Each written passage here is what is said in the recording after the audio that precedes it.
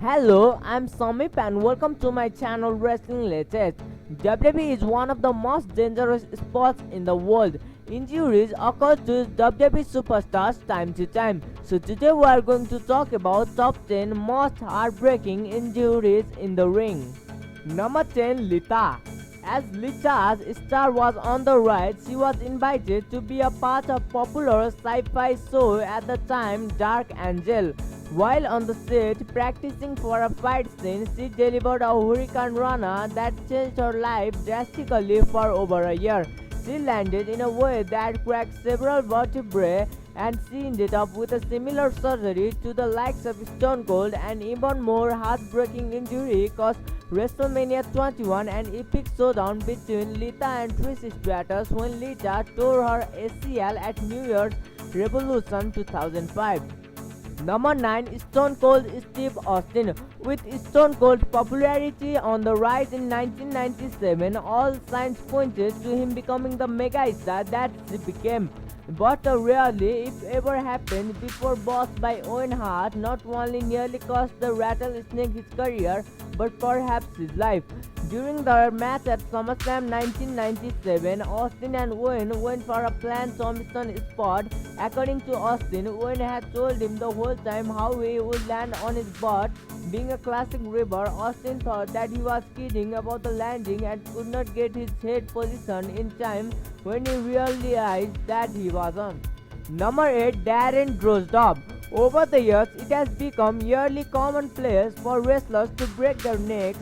They go to see Dr. James Youngblood or any other WWE superstar doctors. They get patched up and either have to retire or train relentlessly to come back. Not only did that happen for Droz, but he has been paralyzed for the neck down ever since.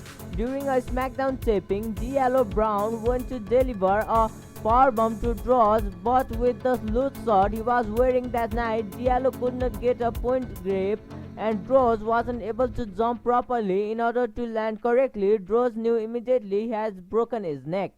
Number 7, Mankind. Mankind defended the WWE title against The Rock at the 1999 Royal Rumble in what be the best but most unwatchable match you will ever see. With his hands cuffed behind his back, Mick Foley take out a dozen unprotected chair shots to the face. The gas in his head is thicker than any scar Abdullah the Butcher ever received. If it's not heartbreaking enough for you, then watch a young Noel Foley's reaction during viewing the match. Number 6, Triple H. In early 2001, Triple H had worked himself into being the number one heel in the industry, and he hadn't even begun his reign of terror yet. All he did was take a bad step during an epic tag team match with Austin against Benoit and Jericho. That step cost the game 9 months of his career and kept him out of the invasion angle. Not satisfied with tearing one quad and sitting on the sidelines, the game ripped open the other one during a match at New Year's Revolution 2007 and missed the only WrestleMania that he missed until 2020. Number 5, Bret Hart. If you look on eBay and find a listing for Bret Hart's head, you should probably jump on the chance someone actually found it after Goldberg kicked it clear of the Hitman's head. Not only did the inexperienced Goldberg errant kick and Bret's career, but it also contributed to the CTE that would impair Bret and be one of the causes for the stroke that he suffered. Thankfully, after a few bad professional and personal years, Bret was able to turn it all around and reclaim his legacy. Number 4, Shawn Michaels. At the Royal Rumble 1998, Shawn Michaels defended the WWE title against The Undertaker in a casket match. That is the match where HBK took a nasty spill onto the casket that would impede everything he did from that moment right up until getting knocked out by the Mike Tyson to end WrestleMania 14. The bump took 4 years away from HBK's career and it might have ended it permanently. No one knew at that time. The silver lining is that the time away allowed Shawn to help physically, mentally, emotionally and spiritually in order to make the awe-inspiring return that he did. Number 3, Owen Hart. It's one of the darkest and saddest days in professional wrestling. Owen Hart, who by all accounts was one of the nicest, most beloved and funniest superstars to be around, headed up to the scaffolding of the Kemper Arena to do what was supposed to be a silly stunt at the now early titled Over the Edge pay-per-view. But his harness malfunctioned and Owen fell to the ring, hitting the top rope first. Unfortunately, he was unable to be revived and tragically died in the hospital. Number 2, Edge. It wasn't just one injury that did Edge in 9 years ago. It was the constant and grueling in-ring style that did him in.